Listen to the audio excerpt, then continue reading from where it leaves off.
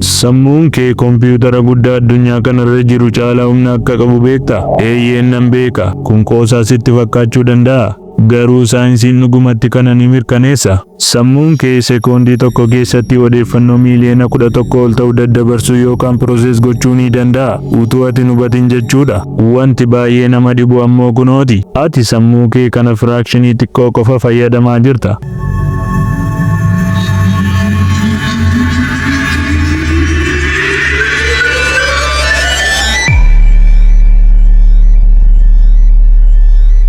Mata duree humna sammuu namaa jedhu kana keessa gadi fageenyaan osoo hin seenin dura baga gara chaanaalii kanaatti nagaan dhuftan. Chaanaalii kanaaf haaraa yoo taatan chaanaaliin kun bakka itti karaa bashannansiisaa barsiisaa ta'een seenaawwan gaggabaaboo saayinsii fi beekumsaa hayyootaa fayyadamuudhaan akkamitti kallattii hundumaan of fooyyessuu akka dandeenyu waliin qorannudha. Kanaaf kallattii hundumaan jijjiiramuuf qophii yoo taate subscribe godhi. Amma kallattumaan gara mata duree keenya guyyaa har'aatti haa dabarru.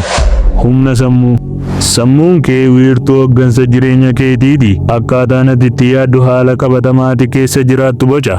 Nan danda'a jettee yoo yaaddes hin danda'u jettee yoo yaaddes ati sirriidha. Jecha kana Henry Fordiitu dubbate. Argitee sammuun kee garaagarummaa taateewwan dhugaa fi yaadota ati sammuu kee keessatti yaaddu gidduu jiru hin beeku. Kanaafidha atileetonni ga'umsa isaanii guddisuuf osoo dorgommiitti hin seenin dura akka waan injifatanitti sammuu isaanii keessatti kan yaadan yookaan visualize kan godhan. Qorannoon akka agarsiisutti sochii qaamaa akka nama hojjetutti sammuu kee keessatti yaaduun qofti meeshaaleen kee akka cimu yookaan ga'umsi qaamaa kee akka dabalu gochuu danda'a. Eeyyee kanaaf karaa biraadhaan yoo puushaappii 100 sammuu kee keessatti hojjette ciminni qaamaa kee ni dabala jechuudha. Hanga isa qabatamaadhaan puushaappii 100 hojjettuu ga'uu baatu. Kana jechuun ammoo callisteedhuma teessee sammuu kee keessatti sochii qaamaa hojjechuu qabda jechuu miti. Sochii qaamaa hojjechuun dirqama keeti. Ani kanan sitti maa jiru gabaabaadhumatti dhiibbaa yaadi kee jireenya kee irratti qabu guddaa ta'uusaati. Wantoota yaaddu sana hojiidhaan argisiisaa yeroo adeemtu ammoo dhiibbaa hammamii qabaachuu akka inni danda'u tilmaamuun sin dhibu.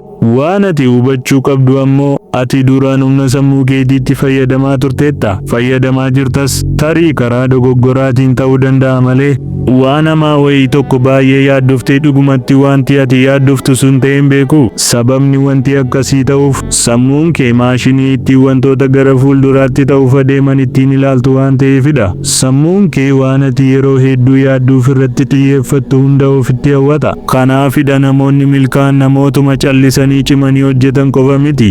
Yaada adda ta'ee fi yaada milkaa'inaa warra qabanidha. Kanaafuu callisteedhuma kaachuu qofa osoo hin taane yaadota gaggaarii fi milkaa'inaatiin sammuu kee sooruu qabda. Fakkeenyaaf ani yoomiyyuu hin sooromu yookaan carraan sooromuu kootii dhiphaadha jettee ofitti himuu yoo itti fufte sammuun kee jechi kun gara waan qabatamaa ta'etti akka inni jijjiiramuuf hojjeta.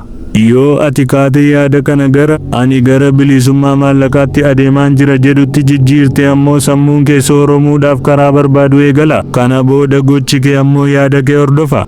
Humna sammuu keetii kanatti fayyadamuuf maal gochuu qabda?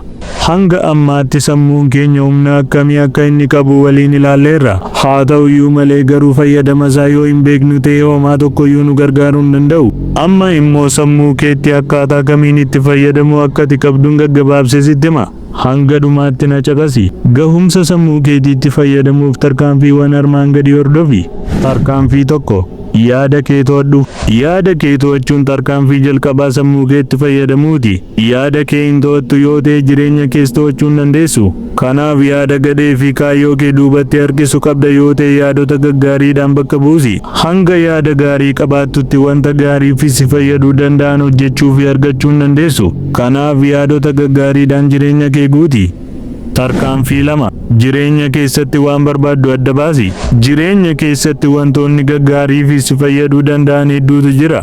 Ati garuu hunda isaaniitti fayyadamuu fi hunda isaanii harkaan qabachuu hin dandeessu. Kanaaf kaayyoo kee adda baafadhu. Milkaa'inni siif maal akka ta'e taayitii murteessi. Sababni isaa milkaa'inni nama hundaaf hiikaa tokko qabaachuu hin danda'u. Tarkaanfii 3. Milkaa'ina kee sammuu kee keessatti ilaali. Osoo milkaa'ina kee harkaan hin qabatin dura injifannoo kee sammuu kee keessatti ilaali. Sababni isaas gaafa humna dhabduu fi dadhabbiin sitti dhaga'amu abdii siif ta'a akkasumas humneessa waan ta'eef. Tarkaanfii 4. Tarkaanfii fudhadhu. Callistee yaaduun qofti si jijjiiruu hin danda'u. Haa ta'uyyuu malee garuu tarkaanfii ati fudhattuuf si qopheessa. Kaayyoo kee adda baastee sammuu kee keessatti erga ilaaltee booda karoora yeroo gabaabaatti qoqqoodadhuutii hojiitti seeni. Milkaa'inni kee bakka ati teessutti adeemee siif hin dhufu. Kanaaf socho'uu jalqabi. Cuunfaa mata duree keenya guyyaarraa. Sammuun kee meeshaa waraanaa kee isa guddaa karaa salphaatti ittiin jireenya kee jijjiirtudha. Ogummaadhaan itti fayyadami yookaan inni iyyuu sitti fayyadama. Viidiyoon kun ilaalchati sammuu keef qabdu jijjiireera yoo ta'e laayikii godhi. Ergaawwan jireenya kee jijjiiruu danda'an akkasii yeroo yeroon argachuuf ammoo sabiskiraayib godhi. Barnoota jireenyaa 10 kanatti dirqama barachuu qabdu argachuuf ammoo viidiyoo kana daawwadhu. Yaadadhu ati kan yaaddu caalaa dandeettii guddaa qabda.